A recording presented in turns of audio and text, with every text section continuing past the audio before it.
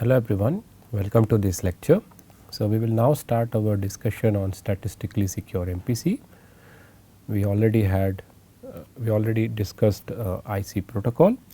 So, for statistically secure MPC we will require a variant of verifiable secret sharing. The data which is generated by that verifiable secret sharing is called as 2D secret sharing with IC signatures. So, I will introduce this 2D secret sharing with IC signatures in this lecture, and then we will see a statistically secure reconstruction protocol if we have some data which is 2D secret shared with IC signatures. We will also see a statistically secure protocol for verifying the multiplicative relationship. This will be different, slightly different from a perfectly secure protocol for verifying the multiplicative relationship which we had discussed earlier. Looking ahead, this will be useful for generating the Beaver's random multiplication triples for our statistically secure MPC. So, let us start with 2D secret sharing with IC signatures. So, a value S from the field will be considered to be 2D secret shared with IC signatures if all the following hold.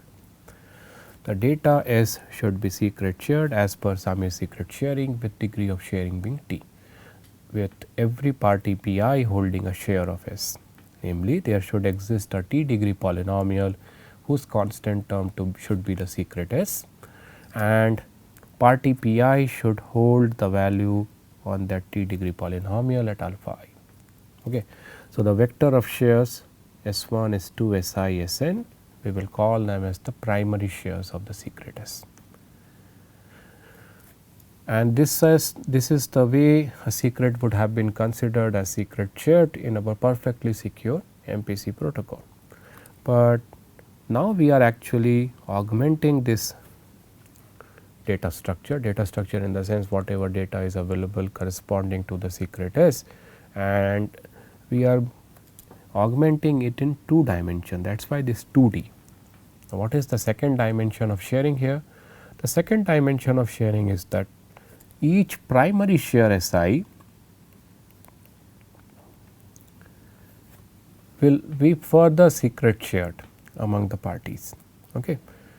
That means, if I consider the share Si, corresponding to that there should exist a T degree polynomial whose constant term should be Si, and every party should have the value of that straight line, not straight line, the value of that T degree polynomial at alpha I.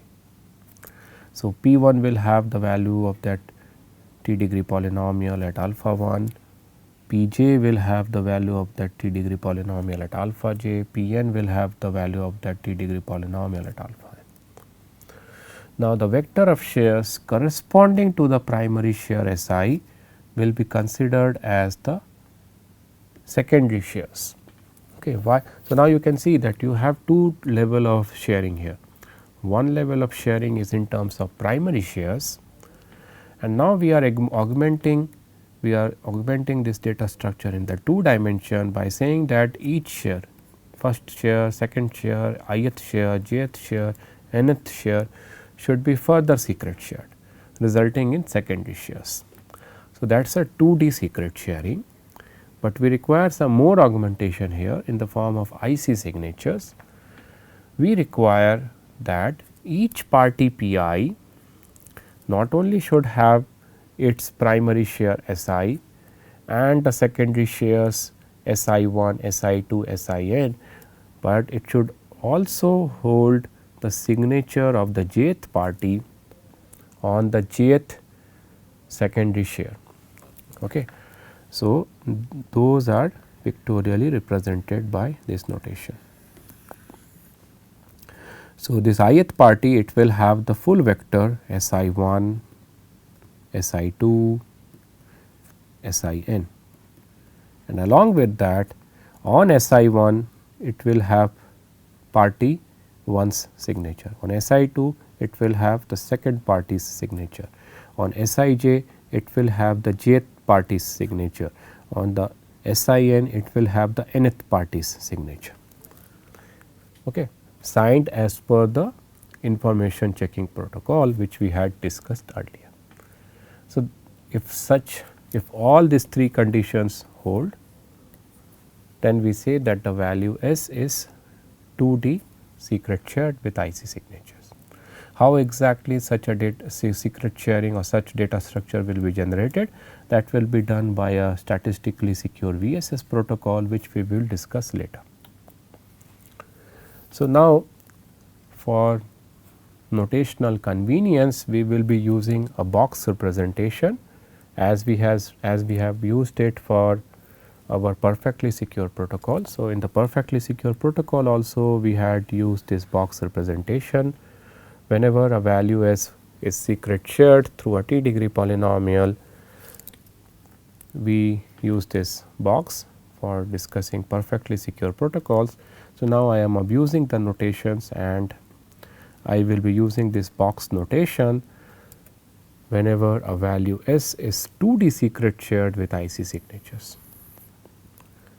That means, if you have a system of values distributed like this, namely you have primary shares, secondary shares and signed secondary shares, IC signed secondary shares, then I will be using this box representation, and sometimes I will also write this notation. So, remember, in the perfectly secure protocols we use the representation one single square bracket and subscript t to denote summary secret sharing of a value S. Now, since we have augmented the secret sharing in 2 dimensions, so that is why I am using 2 square brackets here, and the subscript t denotes the degree of sharing for primary shares, secondary shares. Okay. So, that is a notation which we are going to now follow for the rest of our description on statistically secure VSS and MPC. Like summit secret sharing, which has the nice linearity property, namely you can perform linear computation of any summit secret shared values non-interactively. We can compute any linear function of 2D secret shared values non-interactively. That means, suppose you have a value S which is 2D secret shared with IC signatures, and say you have another value V which is also 2D secret shared with IC signatures. And suppose as part of the IC signatures we use consistent keys between every pair of parties, every pair of prover and verifier. Okay. That means, whenever, so recall that the IC protocol which we had discussed in the last lecture, it is based on information theoretic max, and what I am saying here is that as part of that information theoretic MAC, if we use consistent MAC keys between every pair of parties in the system, then that will lead to an IC protocol, where the IC protocol will have the linearity property, that means the IC sig will have the linearity property. So, if IC sig has the linearity property, then what we can say here is that we can perform linear we can compute linear functions of secret shared data non-interactively. Okay. So, if W is the result of C1 times S plus C2 times V, where C1 and C2 are some public values from the field,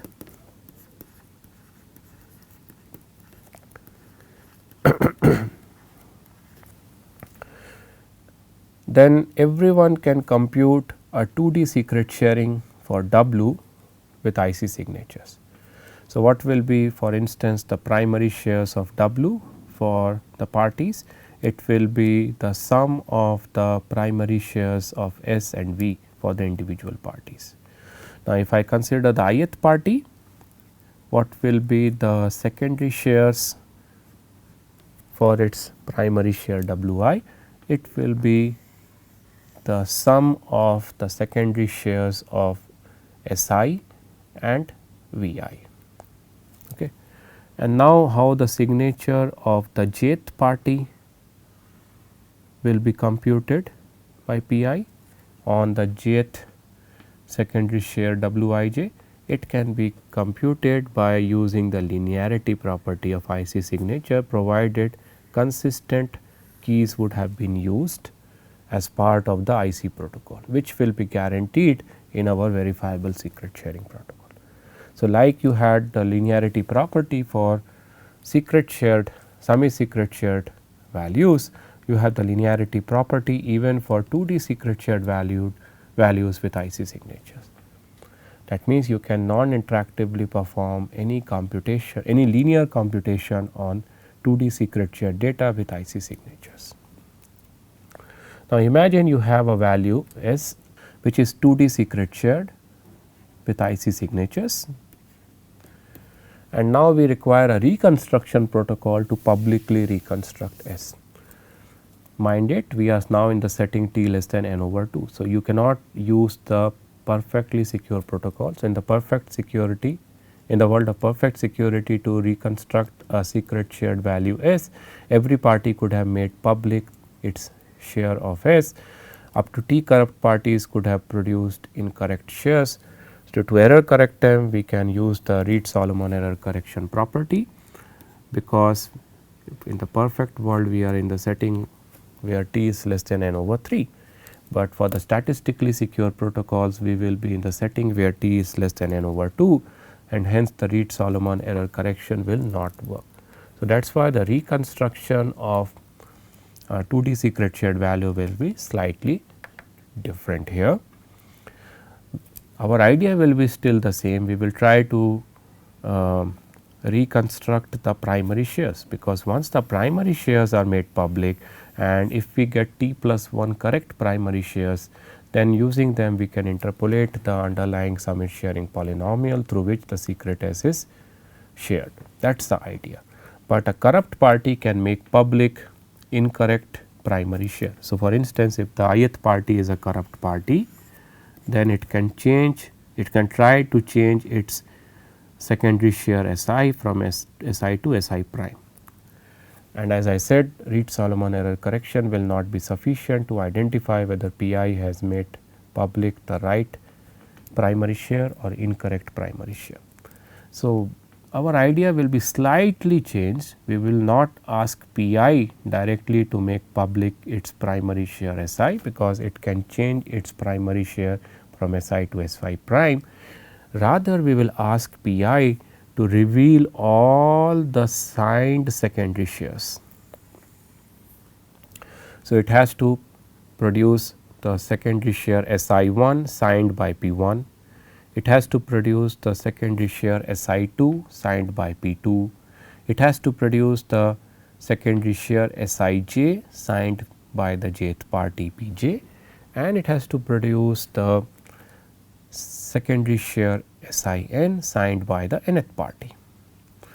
Now, if any of these signed values are incorrect in the sense that the signatures are incorrect, then clearly the ith party is corrupt and it can be discarded from the system. That means, its primary share will not at all be considered. But suppose Pi is able to reveal all the signatures correctly, then we will use the revealed secondary shares Si1, Si2, Sin and see whether all of them lie on a t degree polynomial. If it is the case, then using the constant, treating the constant term of the polynomial as the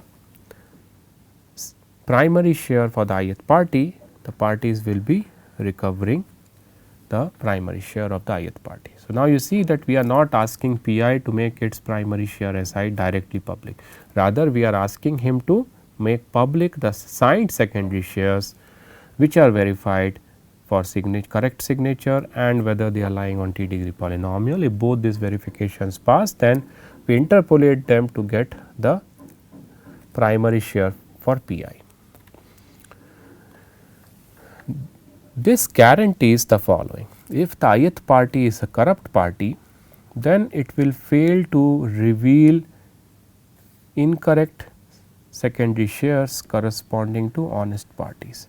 So, for instance, if say party 1 is an honest party, now what Pi should do to ensure that his secondary share should be considered as Si prime instead of Si, he should change at least one of the secondary shares, say the secondary share corresponding to the first honest party or the second honest party or the third honest party or say the nth honest party, because only then the interpolated secondary shares will lead to an incorrect secondary share, because if the secondary shares corresponding to all the honest parties are revealed as it is by Pi, then using them by interpolating them, the whatever primary share we recover on the behalf of Pi, it is bound to be Si only, it will not be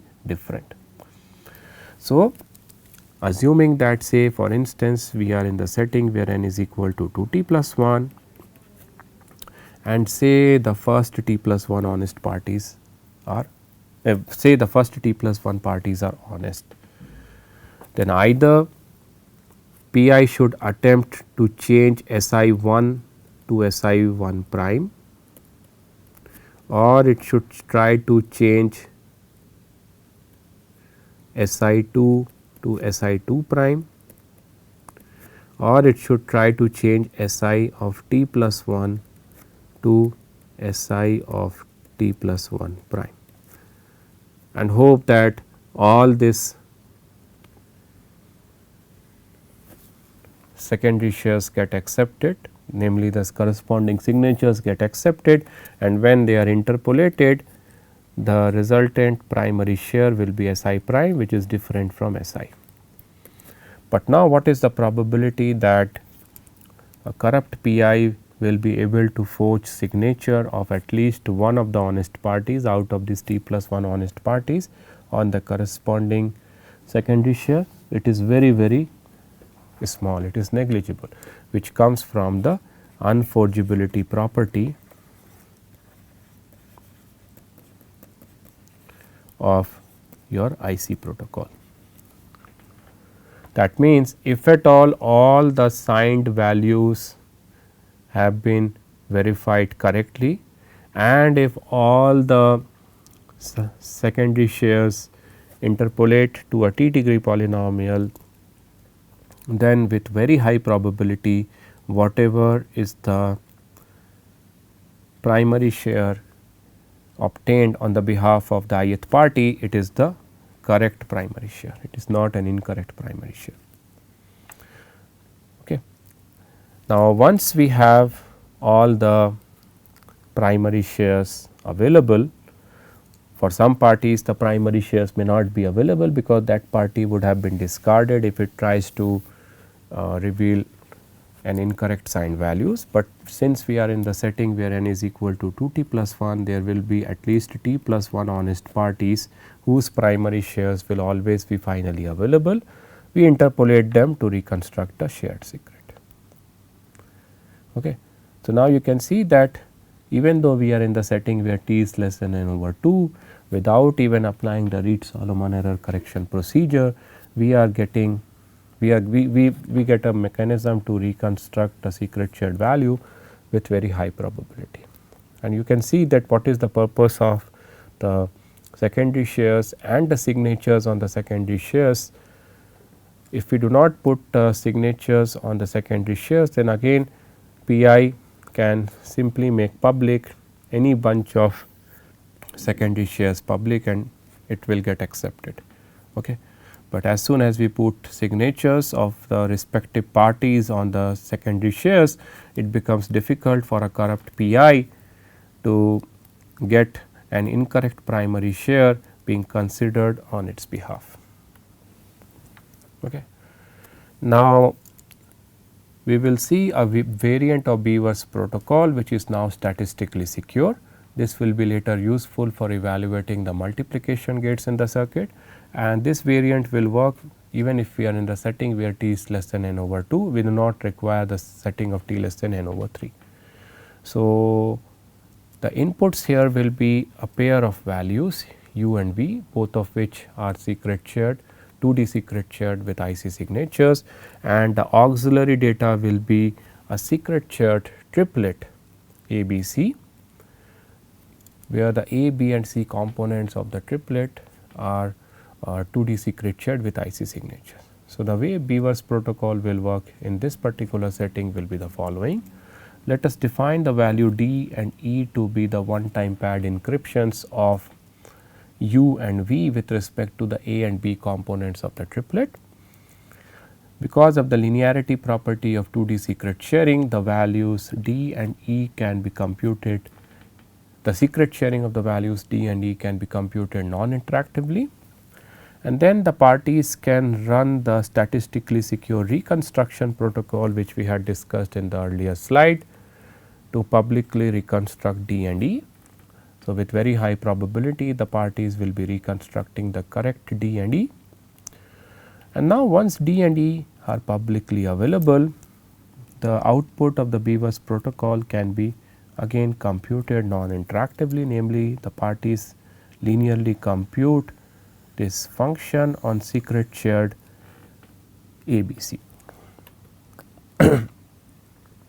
As usual, we can claim the privacy property for the Beaver's protocol for this variant as well, namely if the triplet ABC is random for the adversary, random in the sense that apart from the shares which adversary has for this triplet ABC, the view of the adversary is independent of what exactly are the values of ABC. If that is the case, then in this whole protocol no additional information about the inputs U and V is revealed.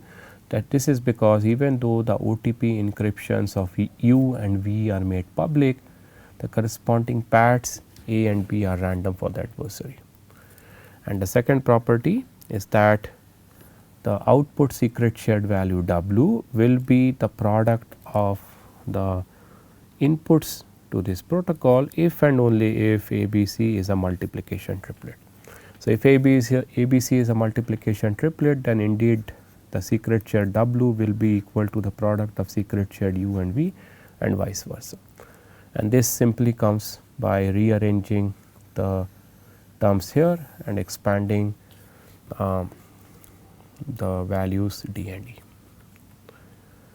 We can now, so once we have a statistically secure variant of the Beaver's protocol, we can go to the perfectly secure triple transformation protocol, which we had discussed for the setting where T was less than n over 3. Okay. And we can see that the same protocol we can run for the setting of T less than n over 2 if a negligible error is allowed.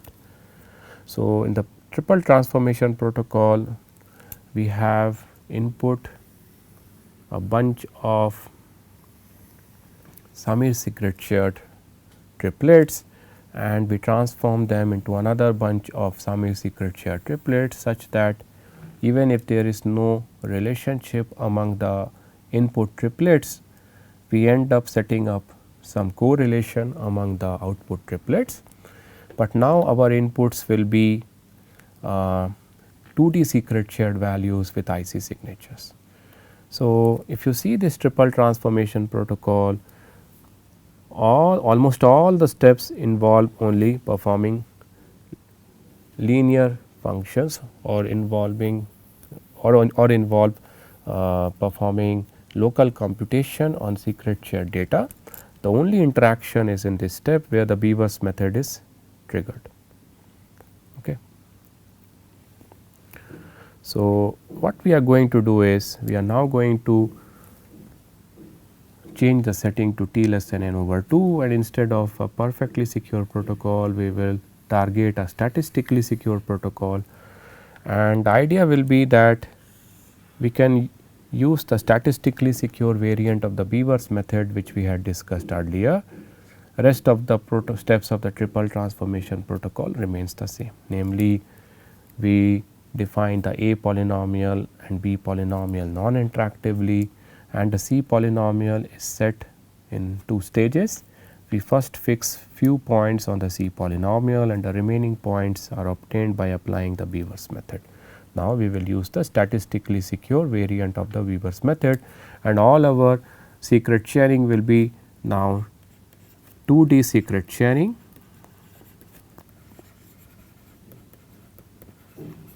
with IC signatures.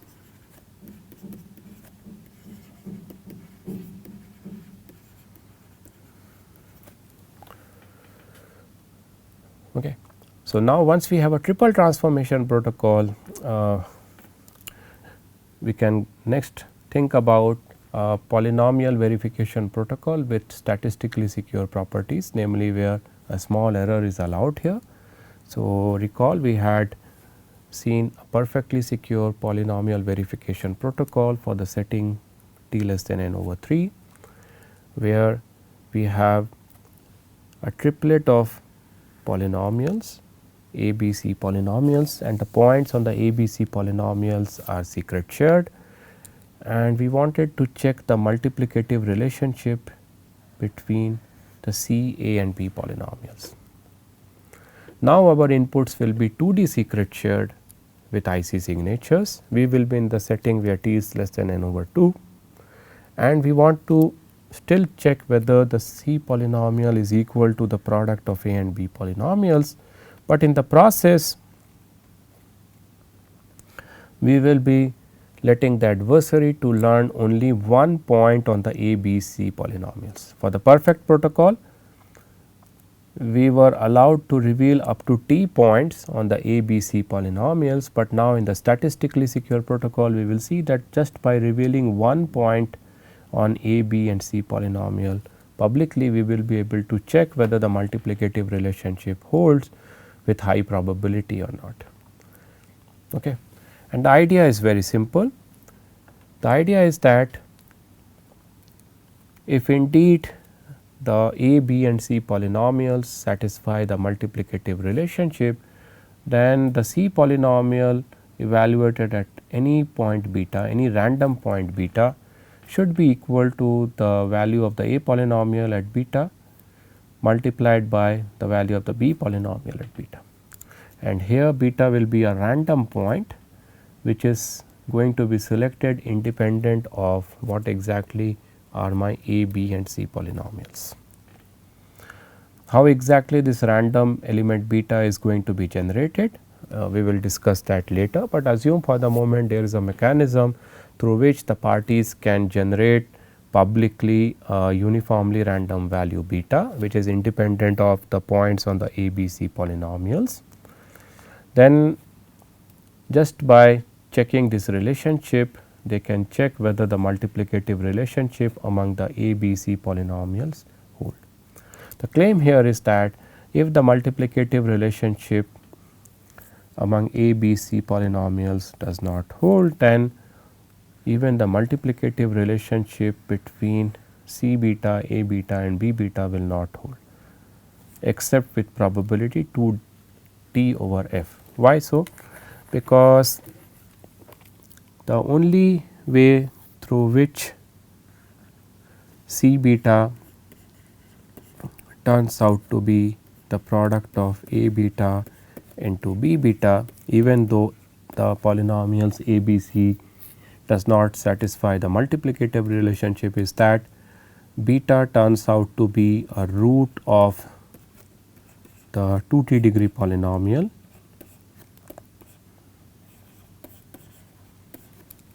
say the D polynomial, which is defined to be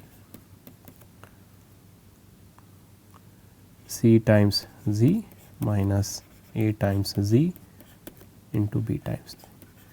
So, this D polynomial has degree 2t because C polynomial has degree 2t, okay. And this point C beta minus A beta times B beta is nothing but the point on the D polynomial, and this value will be equal to 0 if and only if beta is a root of the polynomial D, but remember the beta value is selected randomly from the field, and since the D polynomial has degree 2t, it can have at most 2t roots. So, the only way even though the C polynomial, A polynomial, B polynomial does not certify the multiplicative relationship, but still C beta turns out to be the product of A beta and B beta, is that the random point beta turns out to be one of the roots of the polynomial D, which can happen only with probability 2t over f, because there could be at most 2t number of roots for the polynomial D. Okay. So, now how exactly the parties are going to check whether C beta is equal to A beta times B beta? Well, the points A beta, B beta and C beta, they can be computed as a linear function of the existing points on the A, B and C polynomials respectively. So, we can trigger the linearity property of 2D secret sharing with IC signatures and say that the parties can locally compute a 2D secret sharing with IC signatures of the points A beta, B beta and C beta respectively, and then they can publicly reconstruct these points using our statistically secure reconstruction protocol with t less than n over 2, which will guarantee that with very high probability the correct points A beta, B beta and C beta are reconstructed. And now once you have the points A beta, B beta and C beta in public, we can check whether this condition holds or not. Okay. So, with that I end this lecture. We had seen now lots of ingredients which are going to be later useful for our statistically secure MPC. Namely, we have introduced the data structure on which we will be performing we have seen the data structure which will be useful, which will be used for performing computations in our shared circuit evaluation. We have seen how to reconstruct 2D secret shared value. We have seen the linearity property, we had seen the polynomial verification protocol, and we have also seen the statistically secure variant of the triple transformation protocol. So, these are the references for this lecture. Thank you.